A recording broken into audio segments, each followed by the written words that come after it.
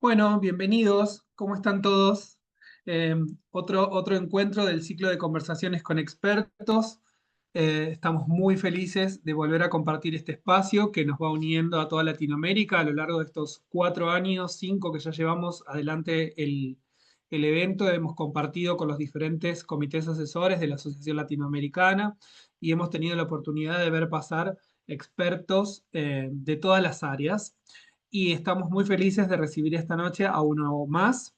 En esta oportunidad no voy a ser yo el que lo va a presentar, sino con quien hemos coordinado esta sesión del ciclo de conversaciones, que es mi amigo y colega Juan Lugo. Él es de Colombia y es el coordinador actual del Comité de Tecnólogos.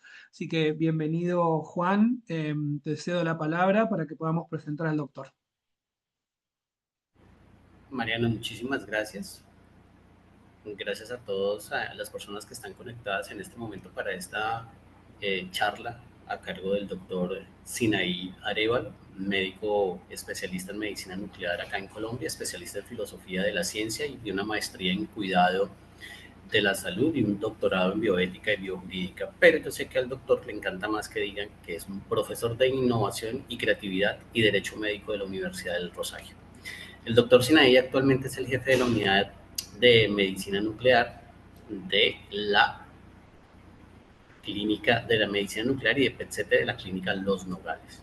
Entonces los dejo con la charla del doctor Sinaí Arévalo del exhibir al compartir sobre la elegancia en medicina nuclear. Doctor.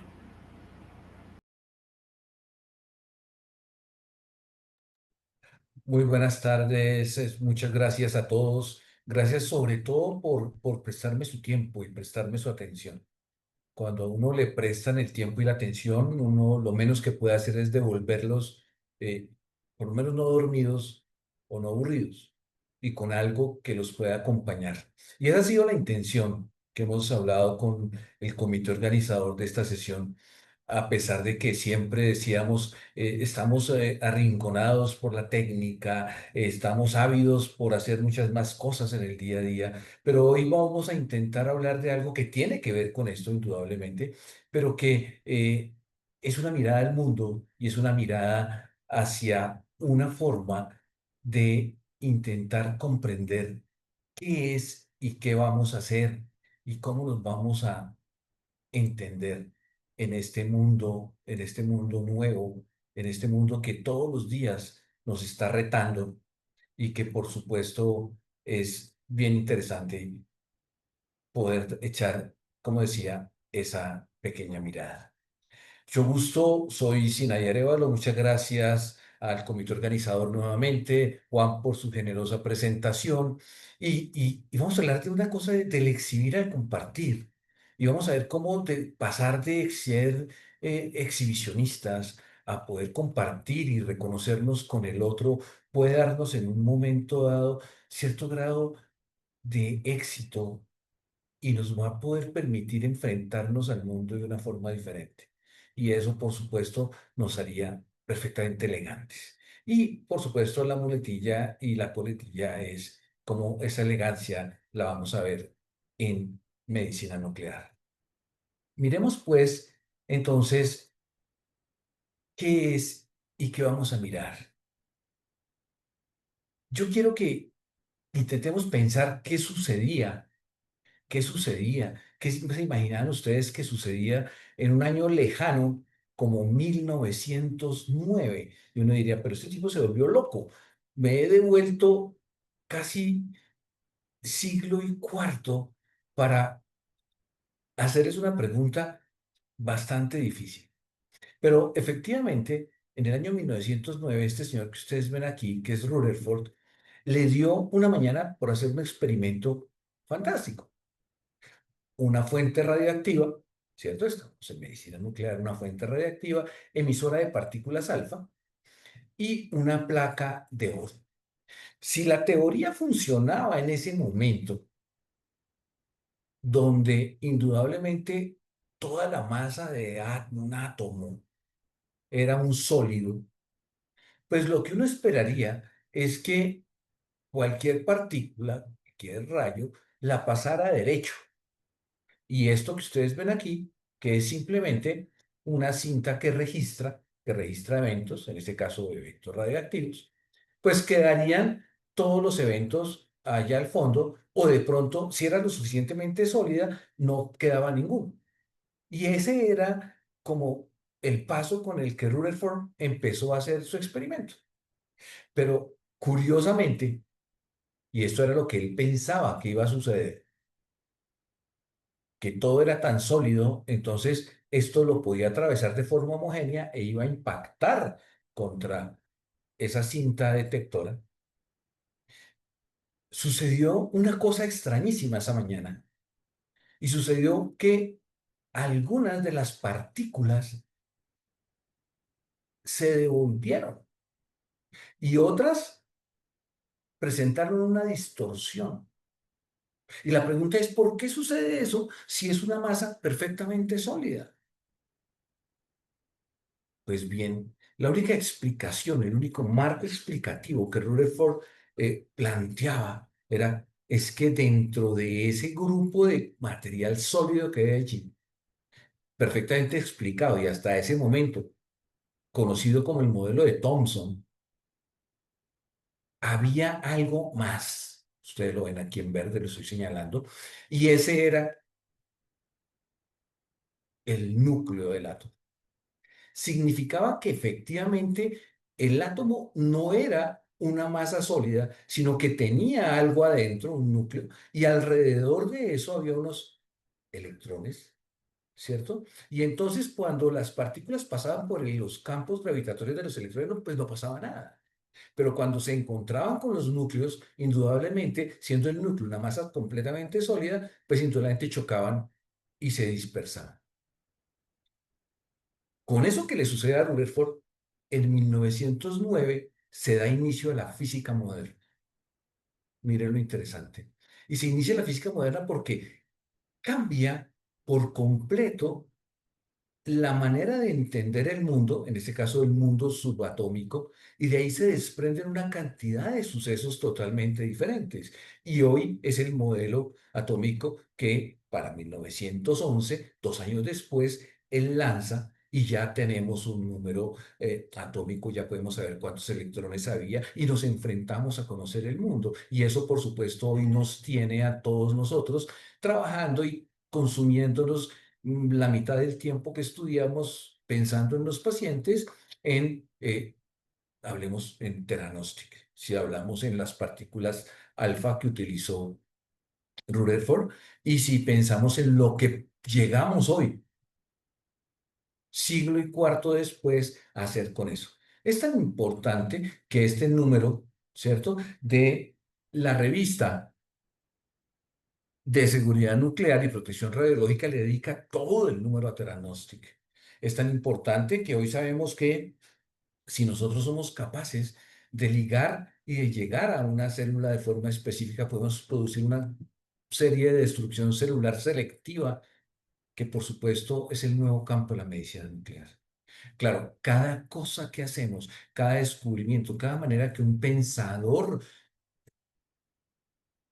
plantea, y permítame utilizar la palabra, y pega, indudablemente genera un cambio en el futuro. Y miren lo que nos tiene.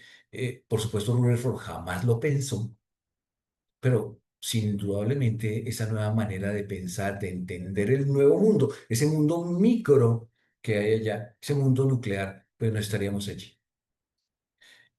Pero en ese 1909 sucedieron también dos cosas tremendamente interesantes, que también han tenido impacto en hoy y nos tienen aquí. Y nos tienen aquí donde estamos, viéndonos, y nos tiene todos los días en el celular y nos tiene a veces luchando con los hijos, con los estudiantes, con la pantalla. En ese 1909, Blair cruza el Canal de la Mancha, partiendo desde Francia y aterrizando de forma precipitada en Dover. Y allí, cuando esto sucede, un individuo de apellido Forster empieza a dilucidar y a pensar qué será del mundo con estos cambios tan potentes y tan grandes, para la época, por supuesto, de la tecnología. Y en ese 1909 también, ustedes lo ven aquí, un señor de apellido Marinetti, quien había sufrido un accidente brutal unos meses antes en ese carro, decide y piensa que efectivamente no podíamos seguir esperando que las cosas llegaran, sino que debíamos ir a por ellas, que debíamos enfrentar el futuro y atraparlo. Y mientras Foster, del fruto de esa reflexión, escribe un cuento fantástico que les recomiendo, The Machine Stops. Es un cuento que se lee uno en 30 minutos. De una manera prodigiosa, escribe el primer cuento distópico de ciencia ficción que nos tiene aquí y que ha traído de una forma fantástica el mundo en el que estamos.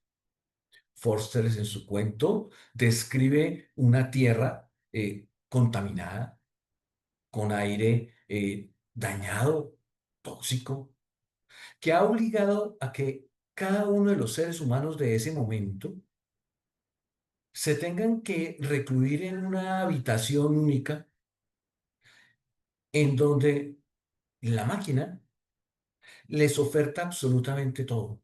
Un aire limpio, alimento, pero también lo más importante, les ofrece una pantalla. Indudablemente estamos, acuérdense, en 1909 y el concepto de pantalla todavía no existía y Forster lo llama el plato. Y en ese plato hay comunicación y en ese plato se pueden ver todos los amigos y en ese plato se ven las familiares. Y se tiene todo, absolutamente todo a la mano. Y al tener todo a la mano, pues la gente no tiene ni siquiera para qué moverse. Es más, ni siquiera se le ocurre. Algo muy parecido a los que pudieron acompañar a una película de muñequitos que se llamaba Wall-E. Y la gente estaba allí, como ustedes lo ven aquí en este muñeco. Pero claro, eso producía desazón, producía angustia en muchos. Pero en otros estaban acostumbrados a eso y no querían nada.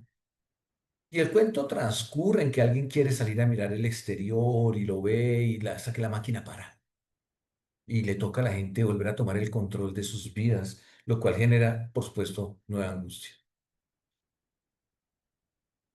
Forster se había soñado, se soñó el tiempo de la pandemia que recién vivimos todos.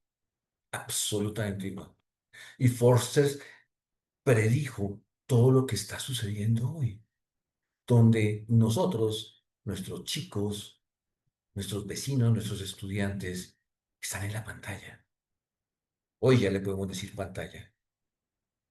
Y nos ofrece absolutamente todo.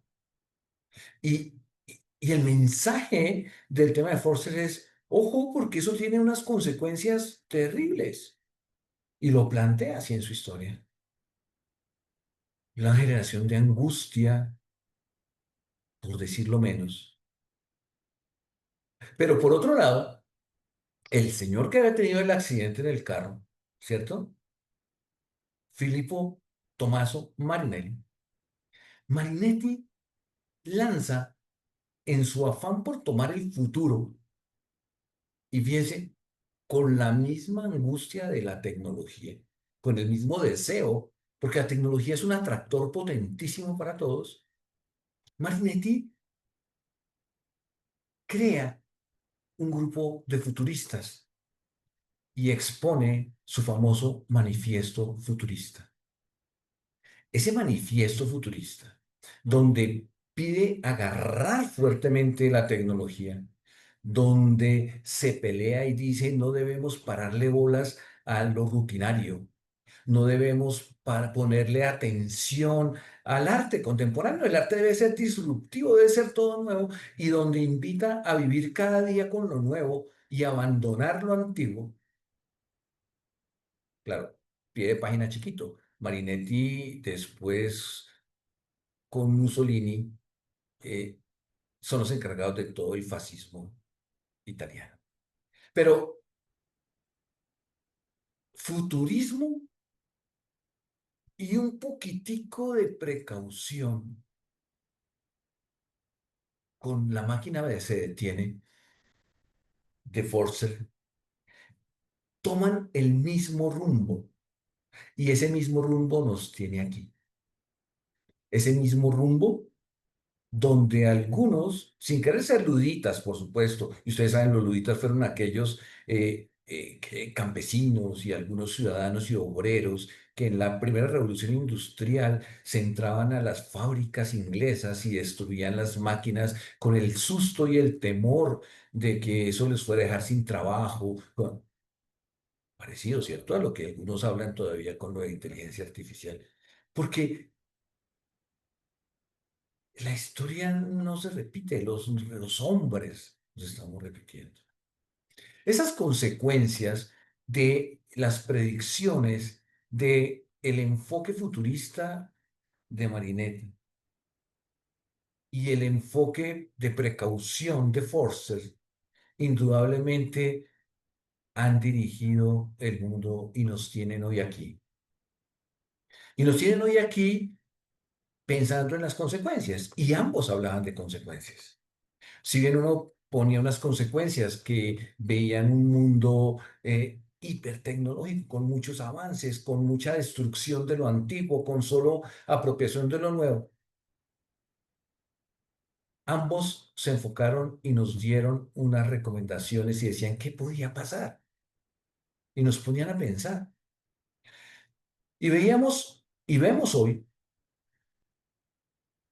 de una mirada, miren ustedes, tengo en esta imagen un campo oscuro y un campo claro.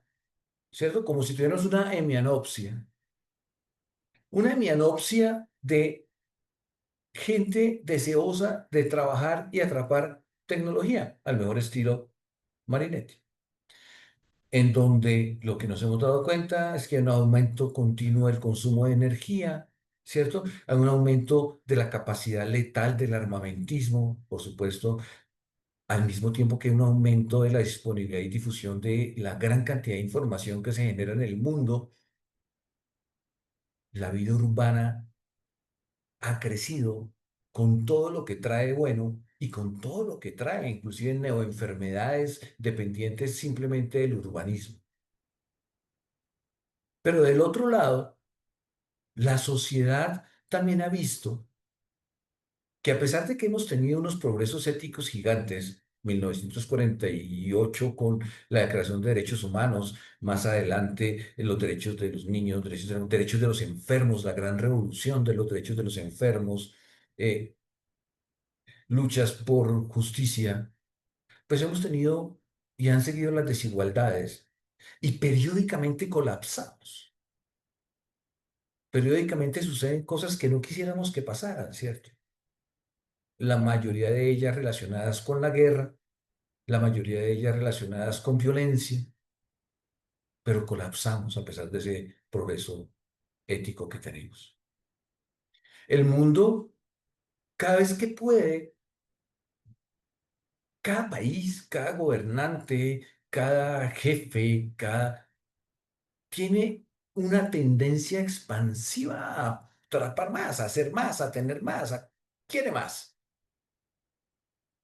Y lo vemos en cada uno de estos países y lo prendemos la televisión y vemos que en cada lado sucede algo parecido. Alguien quiere más del otro y lo toma por la vía que se le ocurra o que pueda. Tenemos posibilidad, eso es cierto, de que haciendo un esfuerzo pudiéramos generar un mundo más igual, más igualitario en recursos, más igualitario y más generoso así sea en posibilidades, pero también con nuestras acciones tenemos la posibilidad de generar desigualdades, lesiones, situaciones que no quisiéramos en un momento dado, pero que están en manos totalmente de nosotros. Y por supuesto, tenemos también la posibilidad de tener un mundo mucho más democrático, como tenemos en la posibilidad de tener un mundo mucho más autoritario. Y está en nuestras manos, está en nuestra manera de discurso, está en la manera como enfrentamos los problemas, está en la manera como votamos.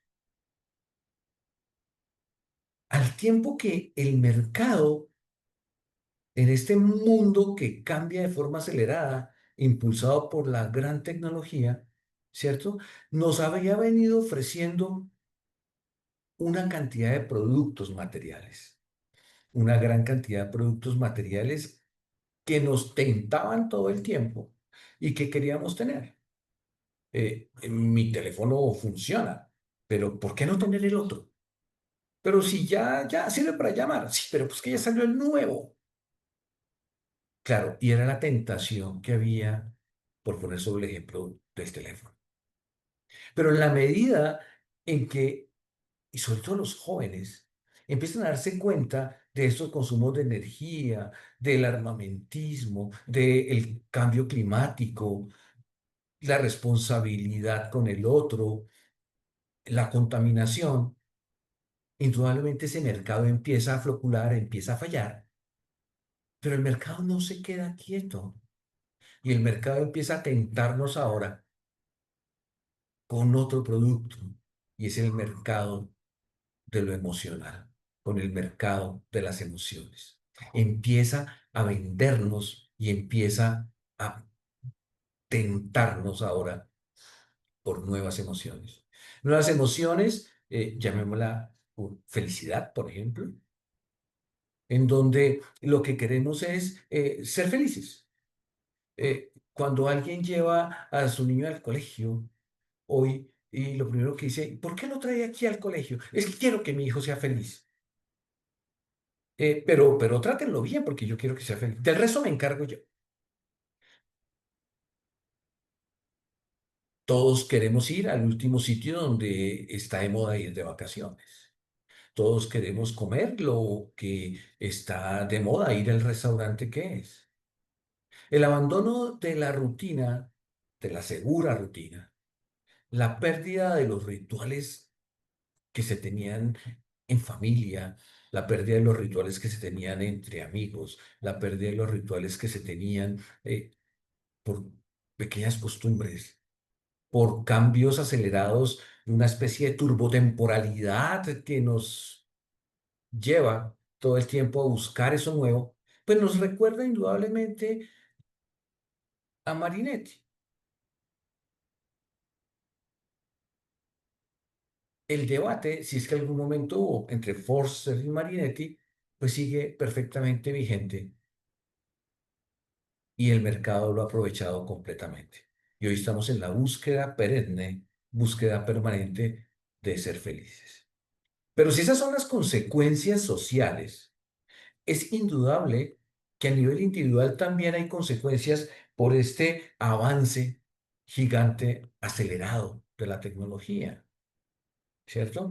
Y ya se planteaba desde la época de Forster y hoy lo tenemos absolutamente claro. El mundo de la pantalla, el mundo permanente de la información y la velocidad con que nos llegan las cosas, indudablemente producen aislamiento, producen ensimismamiento, producen una mirada única hacia mí mismo,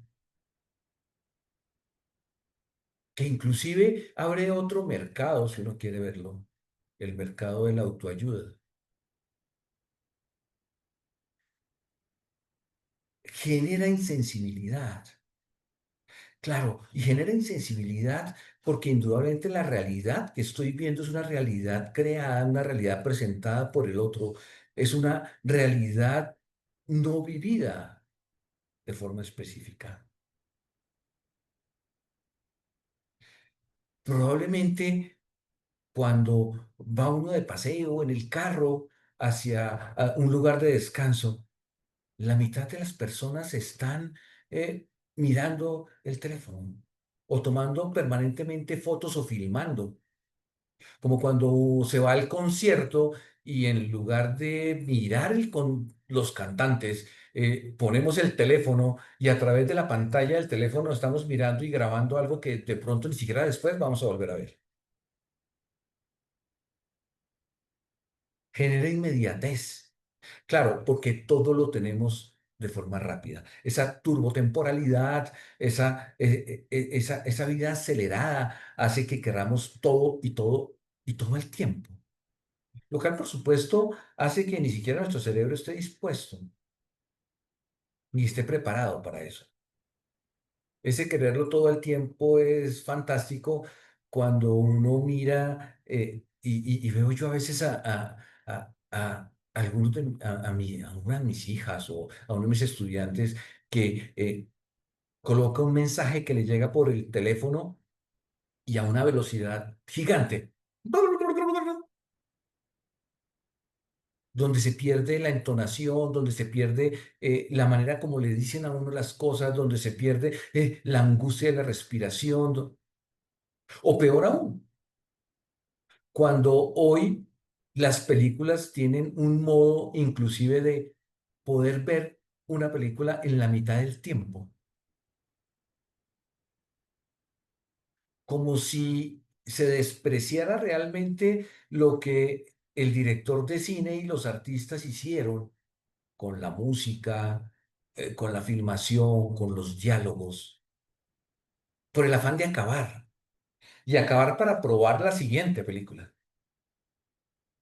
Esa neofilia permanente que nos genera esa posibilidad de tener todo inmediato es la misma que tienen los jóvenes cuando están en TikTok o Instagram, pasando rapidísimo con el scroll, mensajes, escenas,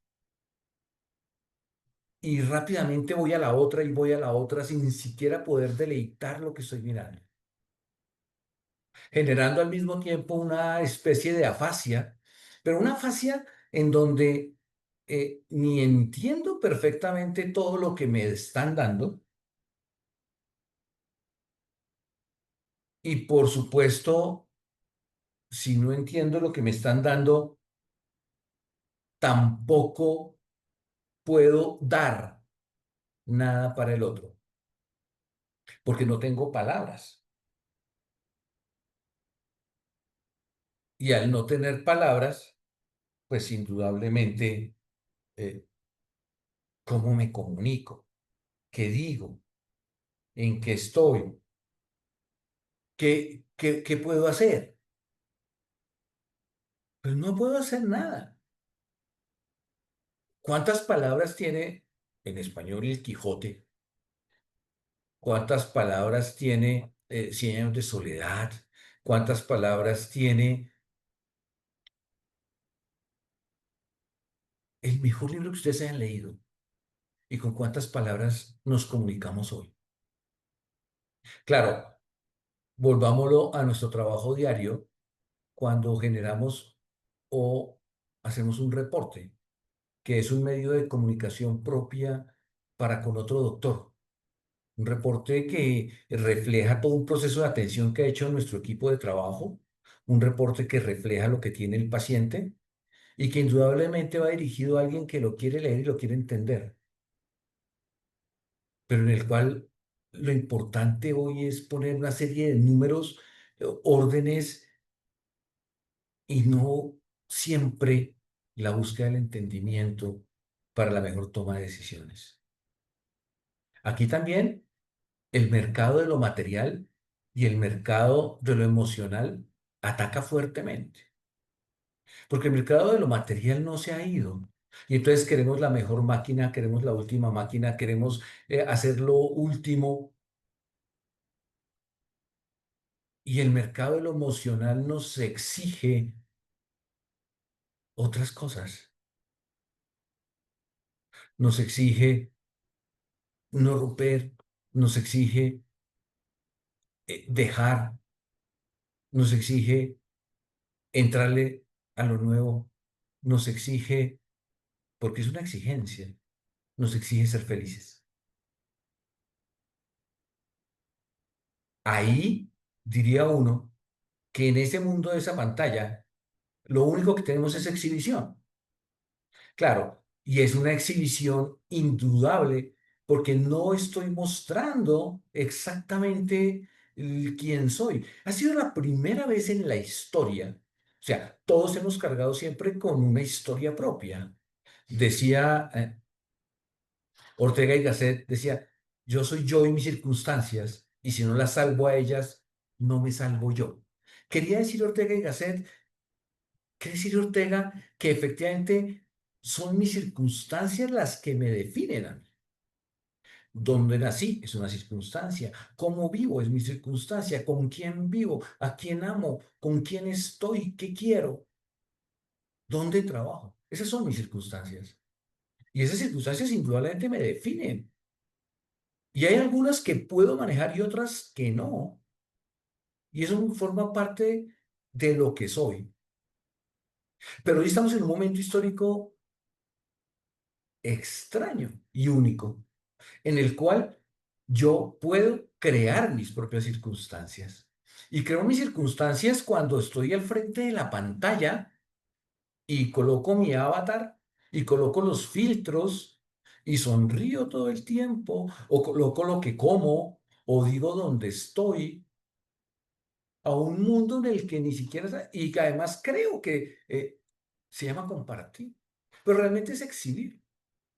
Es exhibir lo que yo quiero, es exhibir unas circunstancias que estoy creando y en las que pienso que con eso le estoy mostrando al mundo no quién soy, sino de pronto lo que yo quiero ser. El mundo de la exhibición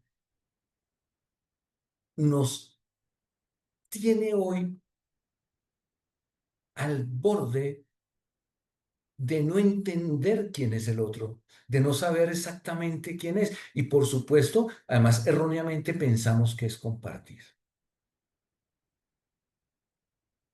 El mundo de la exhibición no nos permite saber quién es el otro. El mundo de la exhibición transmite emociones falsas y vende necesidades, crea nuevas necesidades.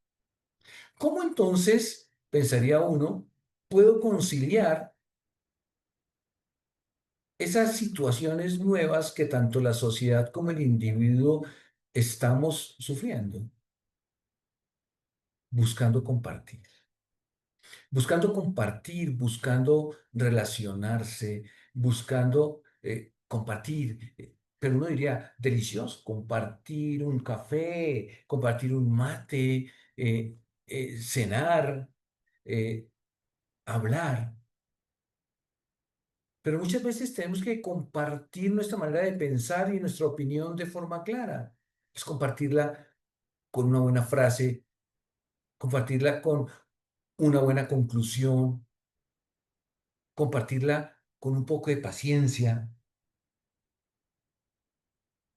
Claro, la única manera de poder romper esa generación de circunstancias falsas que permanentemente creo, que normalmente están llenas de demostraciones de, comillas, felicidad, indudablemente es buscando algo más, buscando el abordaje de ese ser humano, ¿cierto?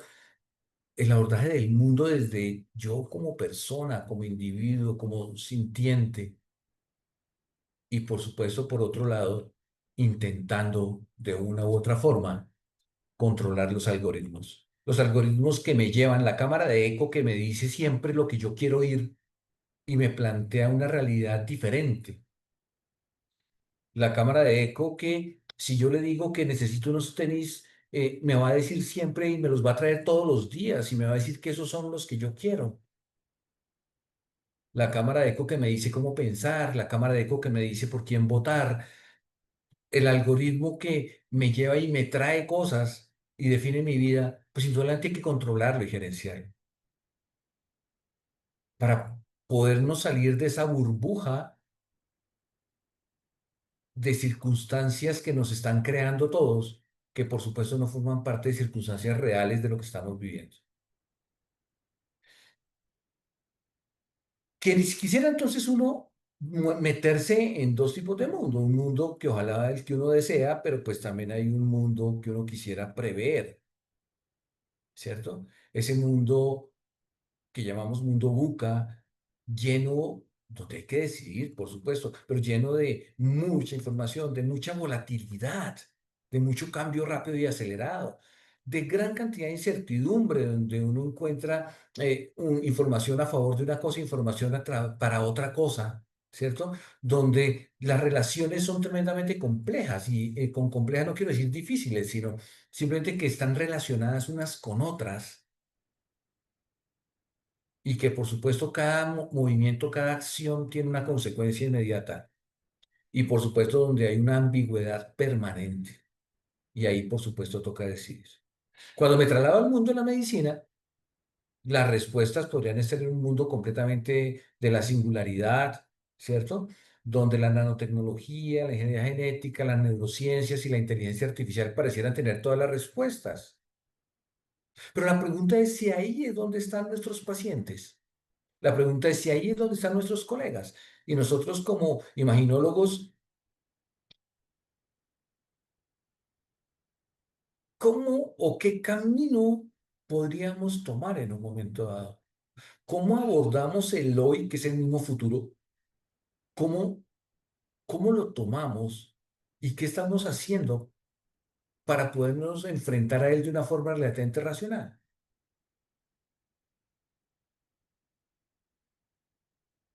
Los filósofos siempre hacemos preguntas y la pregunta lógica en ese instante es, ¿qué nos permite llegar a compartir realmente algo? ¿Cómo se puede hacer eso? Y la respuesta es relativamente sencilla y es mediante la elegancia. Pero no crean que cuando hablamos de elegancia estoy hablando únicamente de eso que nos llega primero a la cabeza, que es eso banal, eso externo. No, no, no. Estoy hablando de una verdadera cualidad, una cualidad de ser, una cualidad de responder, una manera de vernos ante el otro, una manera de recibir al otro, de oír al otro. Eso es elegancia, porque los modistos sí que saben lo que es eso, que la elegancia es la eliminación racional de algo. Yo no soy elegante porque me pongo algo, soy elegante cuando pienso y decido que no me voy a poner, si es que estoy pensando en ropa. Yo soy elegante cuando decido que no voy a decir para que quede como resultante lo que debo decir, como debo decirlo, cuando debo decirlo y con las palabras que debo decir. El proceso de elegancia es un proceso tremendamente racional, tremendamente fuerte, que nos obliga indudablemente a cuestionar todo, todo, todo lo que damos usualmente por supuesto, que nos obliga a buscar, porque cuando yo cuestiono,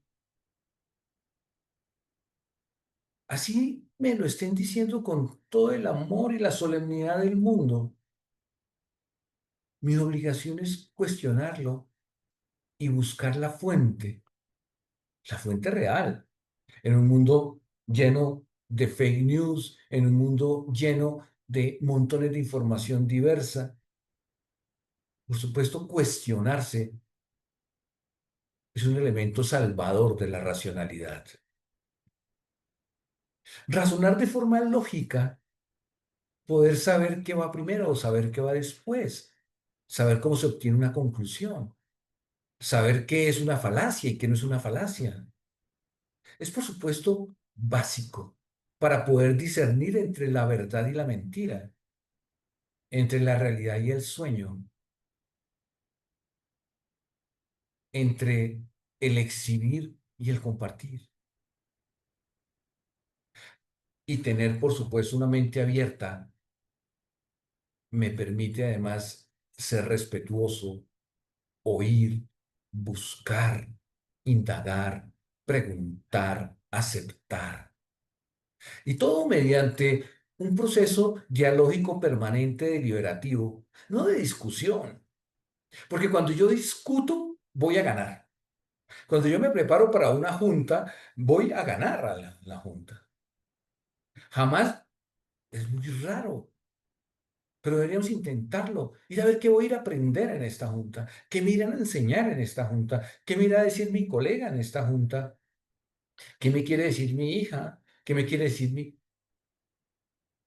La posibilidad de una deliberación permanente en la cual yo oigo y aporto y el otro oye y aporta, es una generación nueva para creación de nuevas ideas, de nuevas posibilidades de entendimiento del mundo.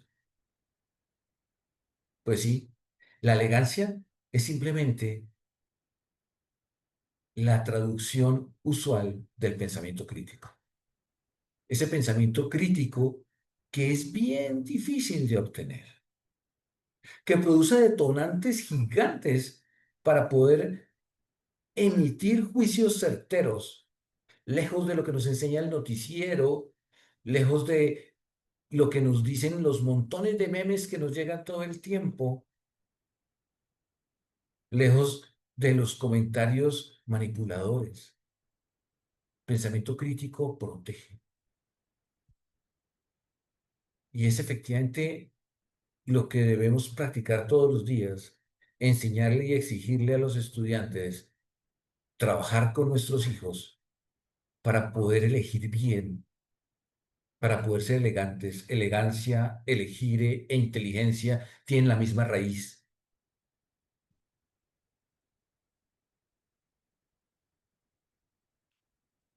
porque solamente el pensamiento crítico como profesionales nos ayuda a crear una verdadera identidad y a compartir, a respetar con nuestros equipos de trabajo, con los colegas que nos solicitan ayuda cuando nos piden una prueba, con la respuesta que les enviamos dando esa ayuda, con los pacientes que estamos viendo, con nuestra familia y por supuesto nos protege de esos fenómenos de eco social y de distorsión y fake news a las que estamos usualmente expuestos. El pensamiento crítico es efectivamente esa posibilidad que el mundo nos ha dado, que la racionalidad nos ha dado, que desde Forsters y Marinetti en 1909 nos empezaron a plantear cuando sucedieron cosas que seguramente nunca ni ellos mismos se dieron cuenta, pero que nos tienen aquí y nos preocupa todo el tiempo. ¿Cómo le decimos a nuestro hijo en la mesa que deje el celular cuando nosotros lo tomamos todo el tiempo? ¿Cómo le decimos a nuestro estudiante que no utilice ChatGPT cuando lo utilizamos todo el tiempo?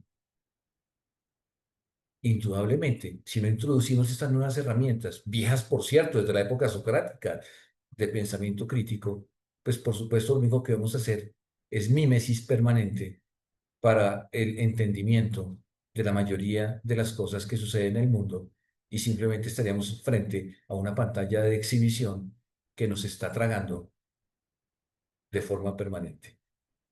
Muchas gracias. Era lo que les quería traer. Algo chiquito, algo de pronto diferente o algo que indudablemente nos va a ayudar para ser mejores cuidadores de nuestros pacientes, mejores profesores y de pronto también hasta mejores ciudadanos. Gracias, Doc. Yo no, perdón, yo no pude parar de escucharlo en el sentido de que me mantuvo eso que decía al principio de mantenernos alerta escuchando, porque no sé, me parece que desde la palabra, cuando recibí el título de la charla para el día de hoy, yo decía, ¿cómo llegamos a la elegancia? ¿No? Esta era mi pregunta, desde el elemento más banal de la definición de elegancia. Y ahora queda tan claro en este recorrido que hemos hecho que tiene mucha más conexión con lo que yo me imaginaba que con mi forma de pensar más estructurada, como decíamos hoy, tiene mucho más que ver con lo que hacemos, la elegancia, el pensamiento crítico y lo que se nos pide constantemente a los profesionales para ser mejores, para crecer, para avanzar, para dar una mejor respuesta, como usted decía. Así que yo me quedé muy enganchado con su forma de llevarme a este momento, así que agradezco poder haber tomado momentos de la medicina nuclear para reflexionar sobre cómo actuamos frente a la medicina nuclear como profesionales o a cualquier ámbito de la vida, ¿no? Porque esto que decía usted, como docentes, como ciudadanos, esto podría ser aplicado a cualquier momento, como estos espacios de compartir, ¿no? Si acá no podemos ser críticos y compartir y reconocer las realidades y ver qué le pasa al otro. Es tan fácil eh, solo exhibir, es tan sencillo solo exhibir con una foto, con la instantaneidad que nos dan los teléfonos, con la instantaneidad que nos dan las redes sociales. Eh, bueno, desde mi lugar solamente decir gracias. Así que ahora vamos a abrir el espacio. Entiendo a todos si estamos más lejos de la forma de la filosofía que nos ha planteado hoy el doctor Sinaí Arévalo, pero estamos abiertos a escucharlos. ¿Qué opinan? ¿Qué piensan? ¿Qué comentarios tienen acerca de lo que ha dicho el doctor? Pueden escribir, pueden abrir sus micrófonos, ya saben cómo es esto. Los invitamos también si quieren aprender las cámaras, sería agradable ver Ah, quién está. fantástico. Compartamos los rostros, compartamos la emoción, compartamos. Qué maravilla. Gracias, Jamie, por poner tu cámara. Ramón está desde el principio ahí con su cámara. Gracias por eso. Pero bueno, ¿alguno quiere hacer algún comentario, decirle algo al doc o compartir algo de esto de sienten que está tan lejano a la medicina nuclear como yo cuando leí el título o de pronto ya se reconocen ahí como profesionales, como alguien está escribiendo en el chat? Vamos a ver, Patricia nos está escribiendo. Buenas noches para todos, dice, solo escribo porque tengo un inconveniente técnico del audio. Muchas gracias, doctor Arévalo. Sin dudas, el pensamiento crítico también está definido por una cultura organizacional de la institución a la que pertenecemos y dejarnos llevar por la empatía con los pacientes que atendemos. Bueno, sí, doc, claramente la empatía puede ser una forma de acercarnos, ¿no? En esta estructura. Indudablemente. Y empatía, que es una palabra tremendamente gastada, usada y desgastada en los últimos 5 años, ¿cierto? Es solamente digo yo, el starter, el disparador. La empatía nos permite ver al otro, pero ahí nos quedamos. Es lo que dicen los muchachos, no sé, empático, o sea, mírame. No, no, no. Estamos obligados a ir más allá. La empatía dispara y nos hace ver, pero inmediatamente la compasión nos obliga a actuar. Y nos obliga a actuar por el otro y para el otro. Una vida sin compasión es una vida vacía. Una vida empática es una vida hipócrita. Por eso debemos actuar. Y es la compasión la que nos invita a actuar. Viviana, gracias Doc también, gracias Patricia por compartir. Viviana también nos comparte en el chat que bueno, en este momento no puede hablar porque está viajando, pero dice ojalá nunca perdamos la esencia de ser humanos. Saludos y gracias. Eh, Supongo que eso es lo que nos hace hacer lo que hacemos, ¿no? Eh, Reconocernos como humanos, no solamente a la sociedad, sino también dedicarnos a lo que nos dedicamos. Por algo todos estamos en el ámbito de la salud. Seguramente algo debe tener que ver con todo esto, con ser empáticos y con reconocernos humanos. Por ahí estamos un poquito más cerca que otros, no sé, digo. Bien, ¿alguien más quiere compartir algo?